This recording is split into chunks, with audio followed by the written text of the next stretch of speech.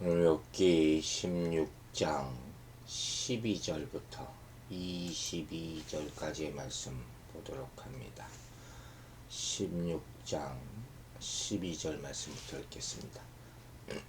내가 평안하더니 그가 나를 꺾으시며 내 목을 잡아 나를 부서뜨리시며 나를 세워 관역을 삼으시고 그의 화살들이 사방에서 날아와 사정없이 나를 쏘므로 그는 내 콩팥을 꿰뚫고 그는 내 쓸개가 땅에 흘러나오게 하시는구나. 그가 나를 치고 다시 치며 용사같이 내게 달려드시니 내가 굵은 배를 꿰매어 내 피부에 덮고 내 뿔을 티끌에 더럽혔구나. 내 얼굴은 울음으로 붉었고 내 눈꺼풀에는 죽음의 그늘이 있구나. 그러나 내 손에는 포학이 없고 나의 기도는 정결하니라. 땅아, 내 피를 가리지 말라. 나의 부르짖음이 쉴 자리를 잡지 못하게 하라. 지금 나의 증인이 하늘에 계시고 나의 중보자가 높은 데에 계시니라. 나의 친구는 나를 조롱하고 내 눈은 하나님을 향하여 눈물을 흘리니 사람과 하나님 사이에와 인자와 그 이웃 사이에 중재하시기를 원하노라. 수년이 지나면 나는 돌아오지 못할 길로 갈 것임이라. 아멘. 자, 오늘 말씀은 참 읽으면서 저도 눈물을 흘리게 되는 그런 아픈 심령을 일으켜 그런 구절이. 먼저 12절부터 14절에서 욥은 탄식하죠. 탄식하는 시. 그런 생각을 들게 만드는 그런 표현들이 계속 나오죠. 자신이 곤궁한 상황들을 이렇게 표현하고 있습니다. 무서운 재앙이 욥 개인과 그의 집안을 치기 전까지만 해도 욥은 풍족하고 평안한 삶을 살지 않았습니까? 그러다가 한순간에 하나님의 거친 공격에 직면한 듯한 그런 상황이 됐다고 표현하죠. 그래서 자신의 몸이 완전히 망가지는 처절한 경험을 지금 하게 되는 것이죠. 그의 생각에 따르면 하나님이 평안히 잘 살고 있던 그와 그의 집안을 갑자기 공격해서 박살내시고 그의 목덜미를 잡아 내던져서 완전히 부서뜨리셨다. 자신의 처지를 이렇게 얘기하고 있는 것이죠.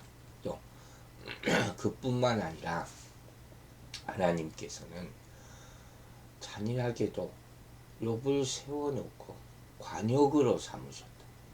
화살을 막 자기한테 쏴대는 것 같다는 거예요. 그 화살이 그의 콩팥을 꿰뚫게 하고 쓸개를 비롯한 장기들이 흘러나와서 땅에 쏟아지게 하셨다. 얼마나 아프면 이렇게 얘기했겠습니까? 그가 보기에 하나님은 큰 문제 없이 평안하고 잘 살고 있는 욥을 이렇게 망가뜨리기 위해 달려드셔서 막 인정사정 없이 공격하는 그런 용사와 같이 계속해서 그를 공격한 것이 아닙니까? 이렇게 호소하고 있습니다. 갑자기 찾아오는 고통의 상황, 이거 참 어떻게 해야 될까? 이 문제를 우리는 계속 지금 보고 있습니다. 그때도 평안함을 유지할 수 있을까? 그때도 하나님을 신뢰할 수가 있을까? 이런 상황이 닥치면 왜 나에게 이런 일이 생길까? 당혹감에 휩싸이게 돼요. 대부분의 사람들이 이런 질문을 하게 되죠. 그래서 하나님의 공평하심을 의심하게 되고 하나님이 나에게 무관심하시나? 대답이 없으니까. 그러다가 결국 나를 미워하고 싫어하시는 분인가 이렇게 생각하게 되는 거예요. 그러면 원망이 쌓여서 나중에는 평정심을 유지하기 힘들게 되는 것이죠.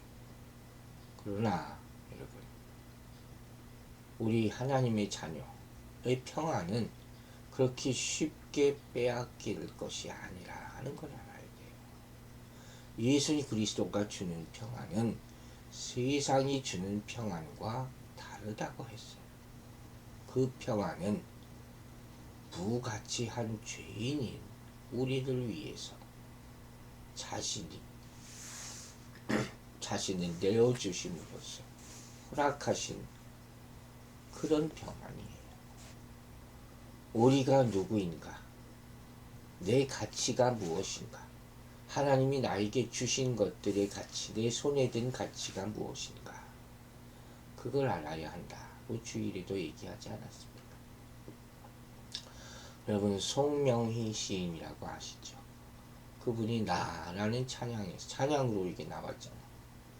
자신은 남에게 있는 재물, 지식과 건강이 없지만 그들이 모두는 주님의 은혜를 깨달았다고 고백을 합니다. 이 찬양을 한참 불렀어요. 오래간만에. 이때 이걸 깨달을 때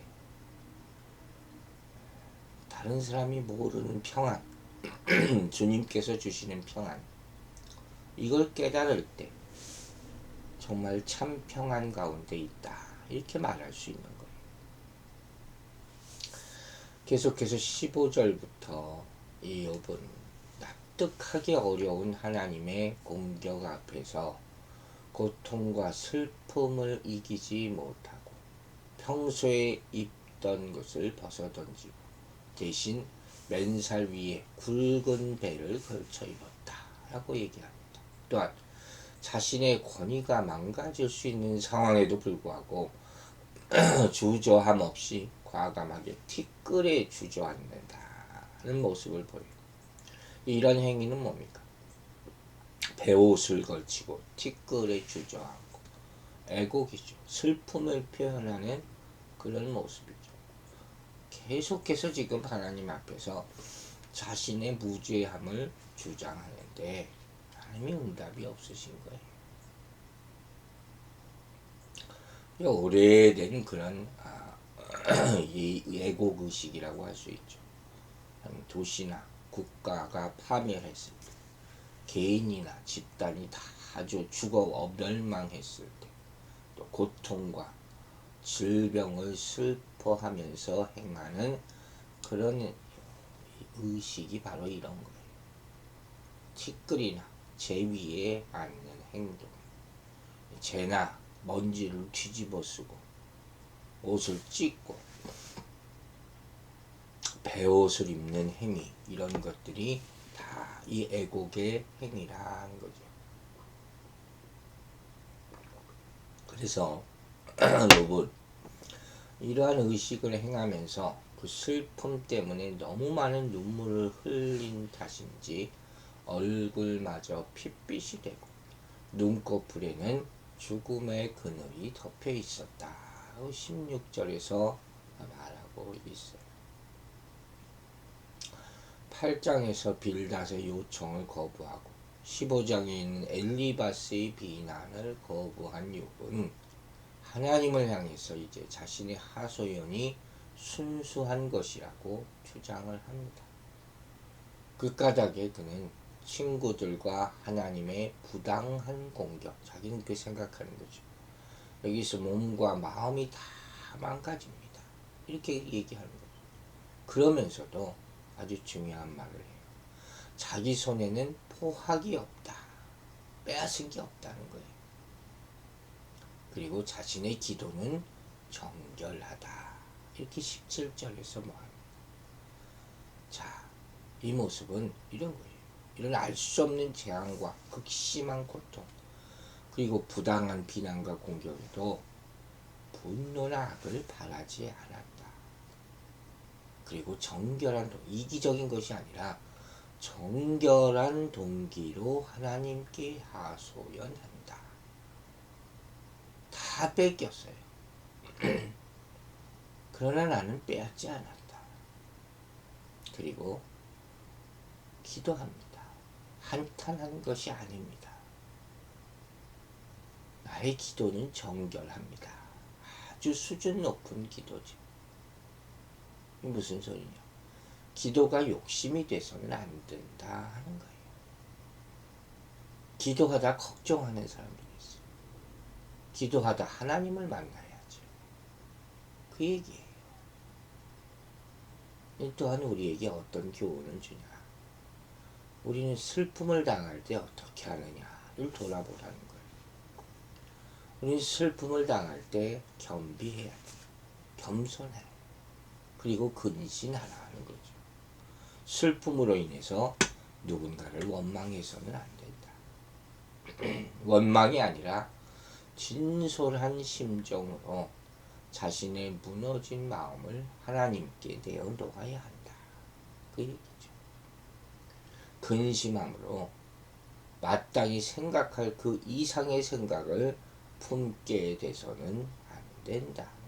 대신 하나님을 신뢰하고 이 슬픔을 허락하신 하나님의 뜻이 무엇인지 겸손히 구해야 할 것입니다. 여러분, 우리는 선량한 삶을 살고 신앙생활 잘하면 고난은 없다. 이걸 오해해요. 이렇게 생각한다면 이건 오해라. 우리의 행위에 따라 그때마다 보상과 처벌이 이루어진다. 이건 아주 좁은 생각이에요. 이런 생각은 우리의 생각, 우리의 행위 속에 하나님의 섭리를 가두는 거예요. 만약에 이런 생각으로 살아간다면 우리 양심과 믿음에 저촉되는 일이 없음에도 고난과 슬픔이 찾아올 때 우리 믿음이 송두리째가 흔들릴 수가 있어요. 그러나 우리는 주님의 판단을 다 모르잖아요. 주님의 길을 우리가 어찌 다 합니까? 하나님이 우리는 다른 길을 걸으시는 분인데 우리는 슬픔 속에서 나락에 떨어져서는 안 된다 하는 거예요. 오히려 이 아픔 속에서 주님의 깊은 지혜와 섭리를 구하고 근신하고 겸비해야 할 줄로 믿습니다. 이제 18절부터 요번 친구들이 그에게 죄가 있음을 확실하고 막 강조하는데도 불구하고 자기가 사는 바다 마땅한 사람이라 확실하기 때문에 아벨과 마찬가지로 자신이 무죄한 점을 증인해 달라고 땅에게 호소한다. 땅에게 부르짖었다. 땅을 향해서 자신의 억울한 피를 가리지 말고 자신의 부르짖음이 쉴 자리를 잡지 못하게 하라. 이렇게 요청하는 거예요. 자신의 부르짖음이 이 억울함이 허공에 흩어지지 않게 하라. 아벨의 외침을 연상시키는 그런 호소죠. 요번 친구들하고는 다르게 진리가 겉으로 드러난 것 같다고 생각하지 않기 때문에 자신의 억울함에 대한 참된 해결책이 반드시 정의로우신 하나님께로부터 주어질 것이라는 사실을 좀 굳게 믿고 있는 거예요. 그 까닭에 그는 하늘에 계시고 높은 데에 계신 하나님이야말로 자신의 억울함을 변호해 주실 증인이시고 자신을 고발하는 자들을 공격할 중보자가 되신다. 지금 또 이 중보자를 찾고 있습니다. 자, 이런 욥의 주장은 하나님의 정의로운 성품, 여기에 확신하고 있기 때문에 비록 당장은 하나님이 자신을 막 공격하시는 것 같지만 거룩하고 순전하신 그분은 틀림없이 자신의 무죄 주장에 대해서 증명해 주실 것입니다. 이 믿음이죠. 남겨져 있는 믿음. 그죠? 아직은 답변을 얻지 못했지만 이렇게 욥은 19절을 통해서 자신의 진정성을 호소할 대상이 하나님뿐이다 라는 고백을 하는 거예요. 사람은 보이는 것만을 볼 뿐 실상을 정확하게 볼 수 있는 눈이 없어요. 마음의 눈, 이게 정말 희미한 거예요. 그리고 그것도 자신의 경험, 편견 이렇게 치우쳐져 있는 경우가 많습니다. 그래서 진실을 표현하고 전달하고 또 파악할 그런 능력이 없어요. 그러나 창조주 하나님은 어떠십니까? 그분은 모든 것을 경영하시고 감찰하시고 우리의 머리털까지 세실 뿐만 아니라 과거와 현재를 아시는 분이다 하는 것이죠. 더욱 감사한 것은 그분이 우리를 위해서 사랑으로 중보하시고 변론하신다는 사실이에요. 우리가 이분께 의지해야 될 이유예요. 신약 성경에는 특별히 성령께서 우리의 증인이 되신다고 했어요. 그리스도께서 우리의 중보자가 되신다고 말씀하고 있어요. 이 사실을 믿는 믿음에 의해서 우리는 사탄의 공격과 외부의 모함으로부터 우리의 마음을 지킬 수가 있는 것이에요. 하나님만이 내 증인이다. 여러분, 여기 진정한 위로가 있는 것입니다.